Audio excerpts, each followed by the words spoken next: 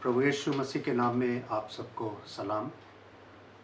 आज के इस विशेष दिन में प्रभु का हम सब धन्यवाद करें और मुझे पूरी आशा है कि आप लोग सब परिवार स्वस्थ होंगे और मेरी परमेश्वर से आप सब के लिए यही प्रार्थना है कि आप सब प्रभु में हमेशा खुश रहें, स्वस्थ रहें और दूसरों के लिए भी प्रार्थना करते हैं। सो आइए इस समय हम लोग अपनी आंखों को परमेश्वर के ज़ोर झुकाएं और दुआ मांगें। हमारे जीवित दयालु सामर्थ्य परमेश्वर पिता, यह हकीकत है खुदावन कि तू हमारा महान पिता है, हम पर अपनी तरस की निगाहें रखता है। और आज प्यारे पिता, हम सब प्रभु तेरी नज़दीकी में आए हैं ताकि हम तुझे महिमा दे सकें। प्यारे पिता, आज के इस पवित्र दिन की पवित्रता को बनाए रखने के लिए हमारी अगुवाई कर। आज जो कुछ भी तेरे गीतों को गाते हैं, तेरे वचन को पढ़ते हैं, तेरे वचन पर मनन करते हैं, हर एक के द्वारा सिर्फ और सिर्फ तेरे नाम को महिमा मिले।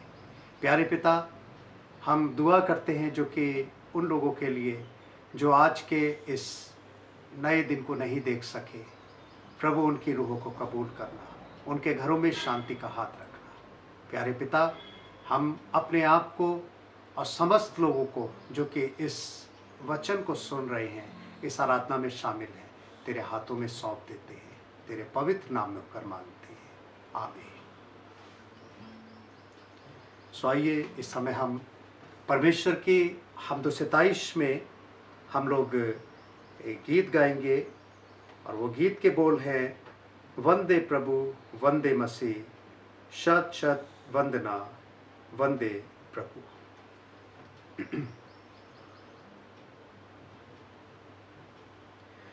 वंदे प्रभु वंदे मसीह, शांति शांति वंदना वंदे प्रभु वंदे प्रभु वंदे मसीह,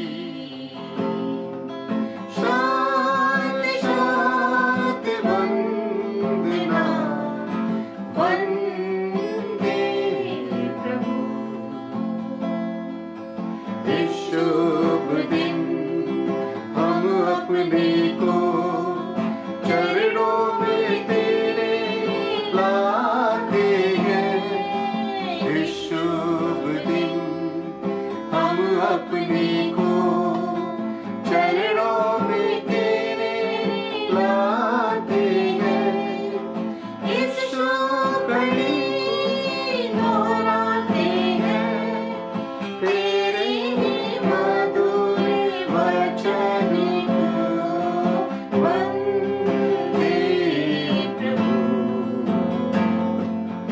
वंदे मसीह,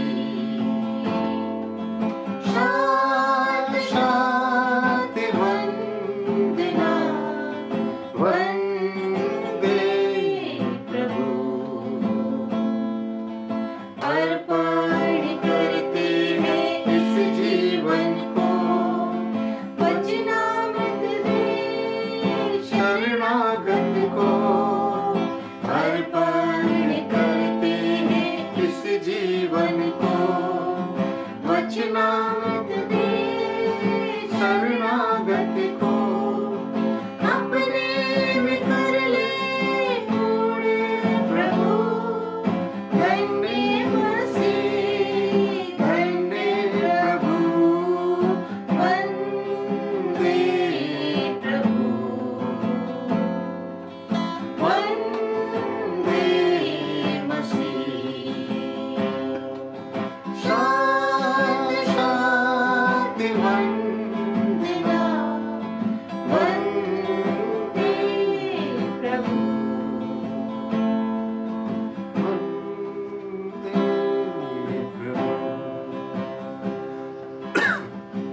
एक गीत और हम लोग गाएंगे।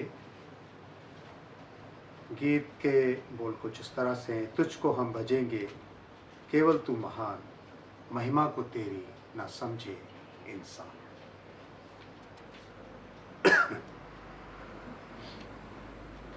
तुझको हम भजेंगे केवल तू महान, महिमा को तेरी न समझे इंसान।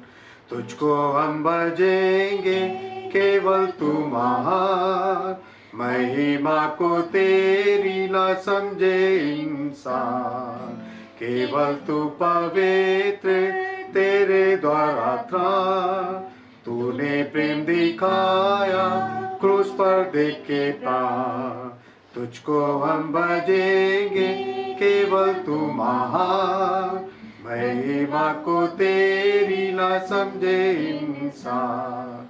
हम तेरी महानता के गीत गाएंगे, तू है संग परीक्षा जीत पाएंगे। तेरा हाथ पकड़ कर बढ़ते रहेंगे, तुझको अपना साथी अमीत पाएंगे। पापियों के लिए तू है जीवन दान, और विश्वासियों के लिए तू है चट्टान। तुझको हम भजेंगे केवल तू महान, महिमा को तेरी न समझे इंसान। प्रभु तेरे नियम कठिन है जरूर, लेकिन मेरा जीवन आनंद से भरपूर।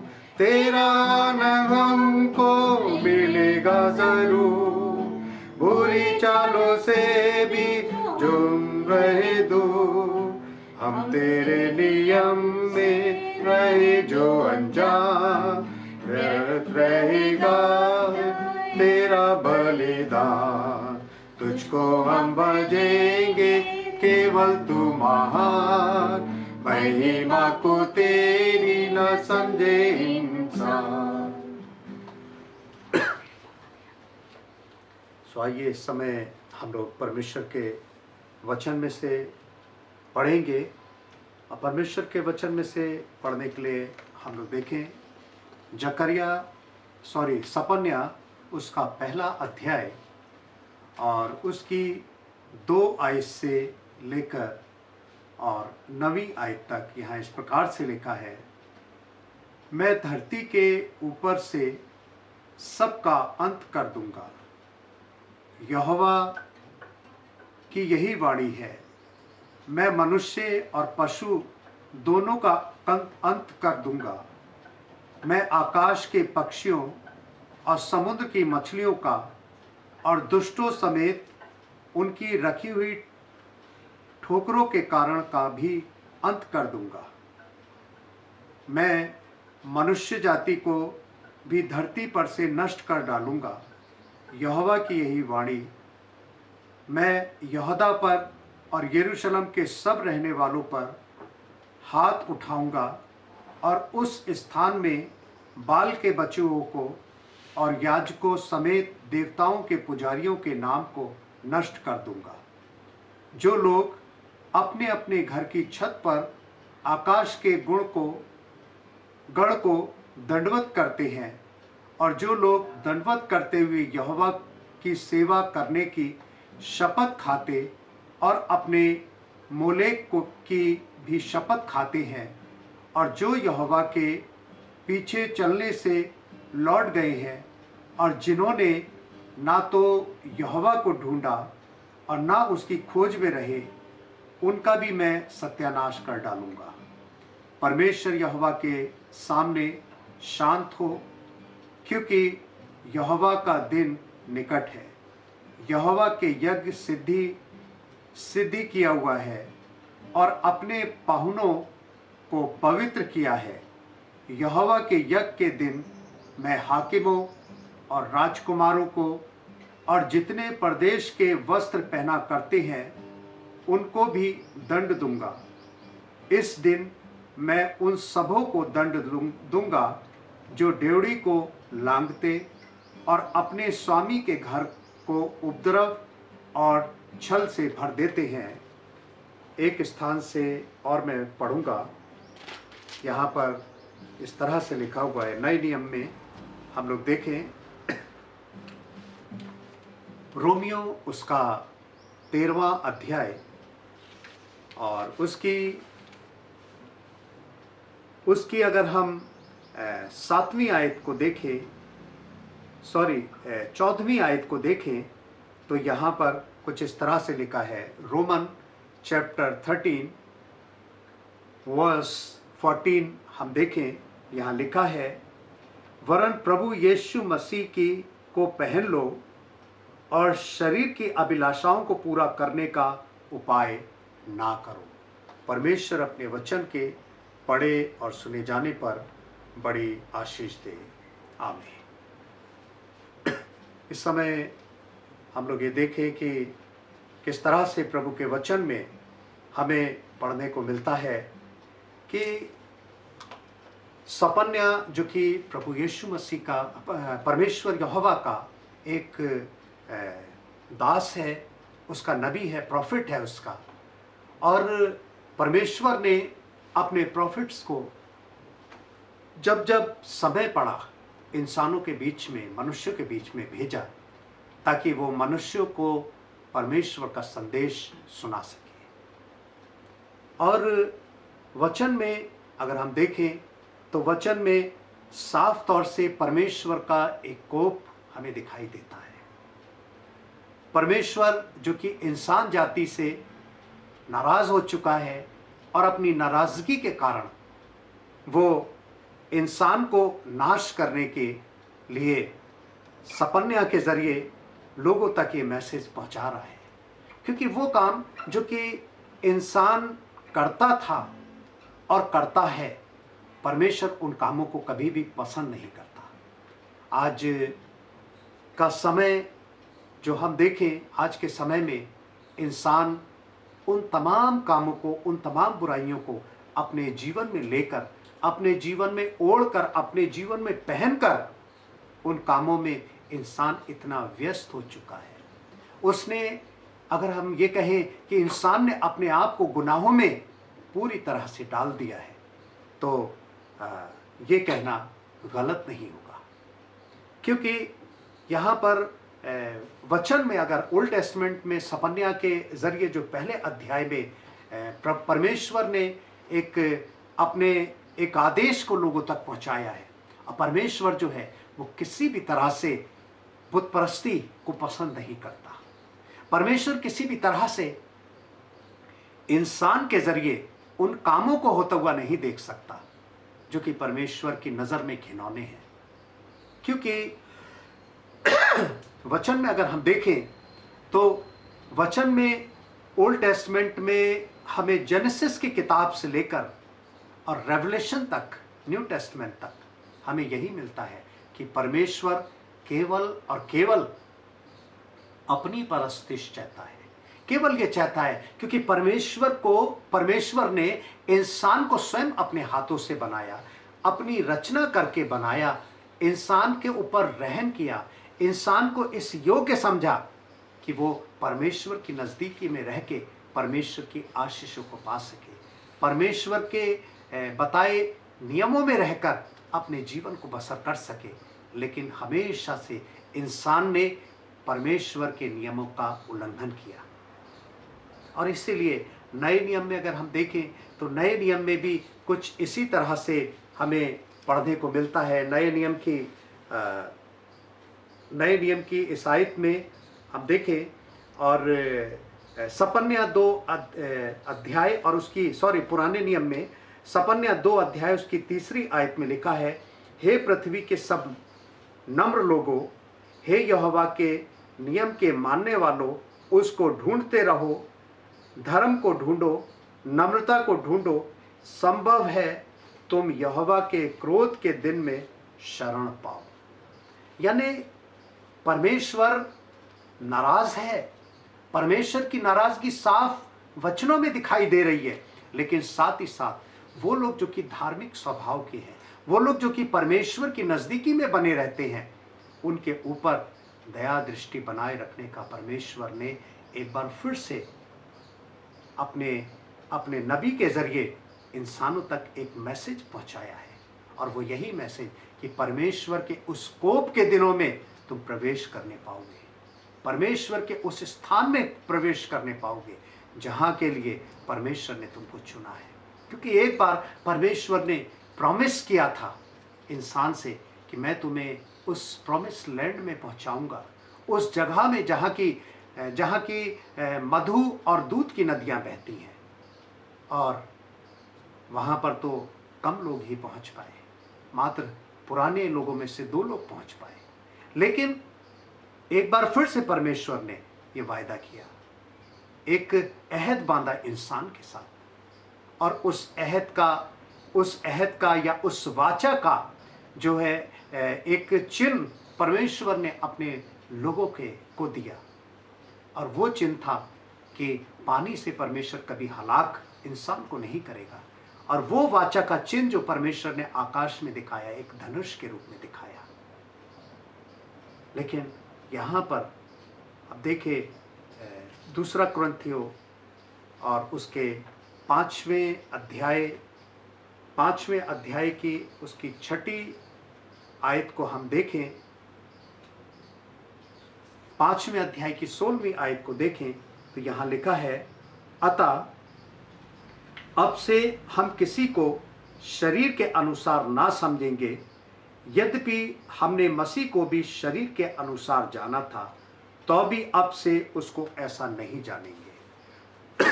यानी प्रभु का वचन इंसान को बार बार इस बात के लिए चिताता रहा है कि इंसान अपने दुष्कर्मों से फिर जाए, इंसान के जीवन में बड़ा परिवर्तन आ जाए। लेकिन इंसान अपने कुछ स्वभाव है, और उस स्वभाव के कारण इंसान परमेश्वर की नज़दीकी से हमेशा दूर चला जाता है। क्योंकि परमेश्वर तो ये चाहता है कि इंसान के जीवन में परिवर्तन हो, और परिवर्तन हमेशा होता रहे। लेकिन इंसान का जो स्वभाव है, इंसान का स्वभाव लालची है। इंसान अपने लालच के कारण हमेशा परीक्षाओं में गिरता रहता है, परमेश्वर से दूर होता रहता है। एक बार की बात है, एक किसी नगर में बाढ़ आ गई। लोग उस बाढ़ से बचने के लिए अपने आप को उन्होंने अलग अलग ऊंचे स्थानों पर बचाने की कोशिश की। लेकिन उनमें से एक व्यक्ति ऐसा भी था जो बाढ़ में अपने आप को बचा तो लिया था उसने, लेकिन लालच भरी नज़रों से वो बाढ़ के पानी में चारों तरफ अपनी नज़रों को दौड़ा रहा था। क्योंकि वो ये देख रहा था कि इस बाढ़ के समय में भी, इस इंसान की हानि के होने के समय में भी उसका लाभ कहाँ से हो सकता है। और उसने पानी में देखा कि दूर से एक कुछ कपड़ा जैसा बहता हुआ चला आ रहा है। और जब वो थोड़ा पास आया तो उसने देखा कि वो एक कंबल है, एक ब्लैंकेट है। और वो जल्दी से पानी में कूदा, और पानी में कूद के उसने उस ब्लैंकेट को या उस कंबल को पकड़ा, और पकड़ के वो उस कंबल को अपनी तरफ खींचने लगा। और मेरे प्रियो, वो कंबल जिसके लालच में वो पानी में कूदा था, वो कंबल को तो वो नहीं खींच पाया, लेकिन वो कंबल उसको अपनी तरफ खींचने लगा। क्योंकि वो एक गहरे पानी की तरफ जा रहा था। वो कंबल जो था वो एक ऐसे गहरी खाई की तरफ जा रहा था जहां मौत के सिवा और कुछ नहीं था। क्योंकि वो कंबल नहीं, वो एक भालू था जो कि उस पानी में बहता चला आ रहा था। लेकिन उस मनुष्य के लालच ने उसको गुनाह में फंसा दिया, उसको मौत का कौर बना दिया। क्योंकि इंसान अपने लालच के कारण मृत्यु में फंसता है। क्योंकि इंसान का लालच एक ऐसा होता है कि जिसमें कि इंसान हमेशा इस कोशिश में रहता है कहाँ से उसको क्या मिल जाए, कहाँ से उसका भला हो जाए, कहाँ से उसके जीवन में क्या फ़ायदा हो जाए। और वो अपनी भलाई के लिए जिस भलाई को उसे खोजना चाहिए, उस भलाई को वो खो देता है। अपने परमेश्वर के उस अनुग्रह को अपने जीवन से दूर करता चला जाता है, यहाँ तक कि वो परमेश्वर के कोप का कारण बनने के लिए अपने जीवन के विषय में सोचना भी नहीं चाहता। लेकिन आज इस महामारी के समय में हम देखें कि आज परमेश्वर ने हम पर अपना अनुग्रह किया है। आज जो हम अपने घरों में हैं, आज जो हम अपने घरों में सेफ हैं, इसलिए है ताकि हम पे परमेश्वर की नजरें बनी हुई हैं, क्योंकि परमेश्वर हम पर अपना अनुग्रह बनाए हुआ है। परमेश्वर चाहता है कि हम दिन प्रतिदिन परमेश्वर के नजदीकी में बने रहें। परमेश्वर चाहता है कि हम उसकी नजदीकी में बने रहकर और अधिक उसके साथ अपने रिलेशंस को मजबूत कर सके। लेकिन आज मैं और आप फिर भी इस स्थिति में भी, इस महामारी के समय में भी, आज हमारे जीवन में जिस तरह का परिवर्तन होना चाहिए उस तरह का परिवर्तन नहीं हो पा रहा है, क्योंकि ये हमारा स्वभाव है, क्योंकि ये हमारा ऐसा स्वभाव है जो कि हमको हमारे गुनाहों से निकलने ही नहीं देता। इंसान के जीवन में कमियां होती हैं, बहुत से गुनाह होते हैं, लेकिन उन गुनाहों से बचाने के लिए परमेश्वर पहले तो अपने नबियों को भेजता था, लेकिन आज वो अपने प्रचारकों को, पास्टर्स को, इवेंजलिस्ट्स को वो भेजता है ताकि उनके वचन के द्वारा हमारे जीवन में परिवर्तन आ सके। क्योंकि परमेश्वर हमें जीवन देना चाहता है, वो जीवन जो कि दुनिया नहीं दे सकती, वो जीवन जो कि सिर्फ और सिर्फ परमेश्वर ही हमें दे सकता है। अगर हम रोमियो उसका 13वां अध्याय और उसकी 11वीं आयत को अगर हम देखें, रोमियो 13 अध्याय और उसकी 11वीं आयत को, तो यहां इस तरह से लिखा है,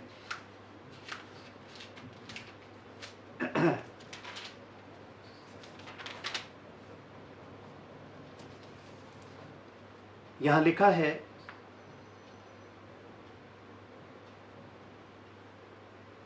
उस समय को पहचान कर ऐसा ही करो, इसलिए कि अब तुम्हारे लिए नींद से जाग उठने की घड़ी आ पहुंची है। क्योंकि जिस समय हमने विश्वास किया था उस समय के विचार से अब हमारा उद्धार निकट है। संत पौलुस रोमियो के खत के जरिए मुझे और आपको जागरूक करना चाहता है। वो गफलत भरी नींद जो कि पीढ़ियों से पीढ़ियों तक हम सोते रहे, क्योंकि प्रभु का वचन इस बात का साक्षी है और हमारे इस संसार का जो विधान है इस बात का साक्षी है कि इंसान के जीवन में जब परिवर्तन होता है तो इंसान एक पीढ़ी तक बहुत अच्छा चलता है, एक पीढ़ी तक उसके अंदर एक दृढ़ विश्वास रहता है, धार्मिकता रहती है। लेकिन एक पीढ़ी जब गुजर जाती है, दूसरी पीढ़ी में आने के बाद इंसान का विश्वास कुछ कम होता है और उसके अंदर गुरूर बढ़ता चला जाता है। तीसरी पीढ़ी के आने तक इंसान उस विश्वास को अपने खो चुका होता है, जो विश्वास उसको अपने परमेश्वर के साथ करना चाहिए। लेकिन आज रोमियो के खत में एक बार फिर से संत पौलुस मुझे और आपको ये बताना चाहते हैं कि मैं और आप अपने उसी विश्वास में बने रहें जो कि हमने प्रथम बार किया था, पहली बार किया था। वो विश्वास हमें सदा तक बना रहे, क्योंकि हमारा परमेश्वर उसी विश्वास के कारण हमको नजात देगा, हमारा उद्धार करेगा, हमको स्वर्ग के राज का वारिस बनाएगा।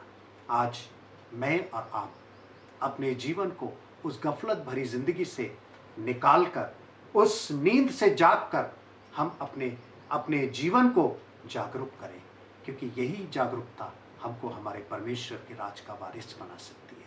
काश कि परमेश्वर आप लोग को सामर्थ्य दे, आपको सच्ची शांति दे, हिम्मत दे और आपको अपने योग्य बनाए, ताकि ये वचन जो कि संत पौलुस के माध्यम से कहा गया या सपन्या के माध्यम से कहा गया ये वचन हमारे जीवन का एक हिस्सा हो और उस वचन के कारण हम अपने जीवन में एक निडरता का स्वभाव और जागरूक स्वभाव लेकर हम अपने परमेश्वर के नाम में, उसके कामों में हम बढ़ते चले जाएं। प्रभु आप सबको आशीष दे। हम लोग प्रार्थना करें।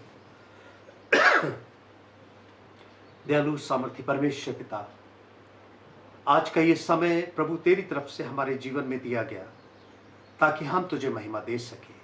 हम पर अपना अनुग्रह कर, हम पर अपनी दया कर, ताकि प्रभु हम तेरे प्रति हमेशा वफादार रहें। प्रभु हमें इस योग्य बना ताकि हम तेरे सच्चे बेटे और बेटियां कहला सकें। और प्रभु हमारे जीवन की वो कमियां, हमारे जीवन की वो नींद, वो गफलत हमारे जीवन की ख़त्म हो और हम प्रभु तुझ में दिन प्रतिदिन बढ़ते चले जाएं। हम प्रार्थना करते हैं प्यारे पिता, इस समय उन लोगों के लिए जो कि इस महामारी का शिकार हुए हैं। प्यारे पिता, उन लोगों को जो कि अभी बीमार हैं उनको शिफा बख्श दे प्यारे पिता, ताकि वो शिफा पाकर तेरा धन्यवाद दें और एक नए सिरे से अपने जीवन को शुरू कर सके। हम प्रार्थना करते हैं प्यारे पिता मेडिकल स्टाफ के लिए, क्या डॉक्टर, क्या नर्सेज, क्या पैरामेडिकल, क्या और भी जितने भी मेडिकल में हैं, प्यारे पिता हर एक के लिए प्रार्थना करते हैं। बहुत से लोगों के विषय में सुनने को मिलता है कि मेडिकल स्टाफ के कुछ लोग इस समय इस कोरोना वायरस की वजह से बीमार हो गए हैं। खुदावंद तो अपना रहम कर, क्योंकि वो तो एक अच्छे काम के लिए उन्होंने अपने जीवन को समर्पित किया है। प्यारे पिता हम प्रार्थना करते हैं उनको स्वस्थ कर, ताकि वो मानव की सेवा कर सकें और स्वस्थ रहकर प्यारे पिता बहुत से लोगों को चंगाई दे सके। प्यारे पिता चंगाई देने वाला तो तू ही है, तू उनके जीवन में होकर अपने इस विशेष काम को पूरा कर। प्यारे पिता हम प्रार्थना करते हैं तमाम उन लोगों के लिए जो कि आज तेरे इस वचन को सुन रहे हैं, जिन्होंने तेरे वचन को सुना है और आने वाले समय में भी सुनेंगे। प्यारे पिता उन सब को तू अपनी आत्मा से भरना और अपनी संगति में बनाए रखना, ताकि प्यारे पिता इस कठिन घड़ियों में खुदावन ये तुझे समझने वाले, तेरी नज़दीकी में बने रहने वाले हो सके। प्यारे पिता हर एक के घराने को, हर एक के परिवारों के बुजुर्गों को, बच्चों को प्रभु तू संभालना और ऐसी सामर्थ्य देना ताकि इस बड़ी बीमारी से हर एक का बचाव हो सके। प्यारे पिता हम तेरे हाथों में हर एक को सौंप देते हैं। सारी आदर, सारी महिमा तुझी को देते हैं। ये सब कुछ तेरे प्रिय पुत्र प्रभु यीशु क्रिस्ट के नाम पर मांगते हैं, सुनो ग्रहण कर। आमीन। आए हमारे बाप, तू जो आसमान पर है, तेरा नाम पाक माना जाए, तेरी बादशाहत आए, तेरी मर्जी जैसे आसमान पूरी होती है ज़मीन पर भी पूरी हो। हमारी रोज़ की रोटी आज हमें बख्श दे, जिस तरह अपने कसूर वालों को माफ़ करते हैं, तू भी हमारे कसूरों को माफ़ कर। हमें आजमाइश न पड़ने दे, बुराई से बचा। बादशाह, कुदरत और जलाल हमेशा तेरी है। आमीन। मेरे प्रियो, बहुत से लोगों की प्रेयर रिक्वेस्ट आ रही है और उनके लिए कंटिन्यू प्रार्थना की जा रही है। यदि आप में से कोई चाहता है कि उनके लिए विशेष प्रार्थना हो, तो कमेंट बॉक्स में जाके आप प्रार्थना रिक्वेस्ट अपनी लिख सकते हैं, ताकि आपके लिए विशेष प्रार्थना हो। और इस चैनल को आप लोग लाइक करना और सब्सक्राइब करना ना भूलें। कंटिन्यू इसको करते रहें ताकि टाइमली आप लोगों को हर वचन की सूचना मिलती रहे। God bless you.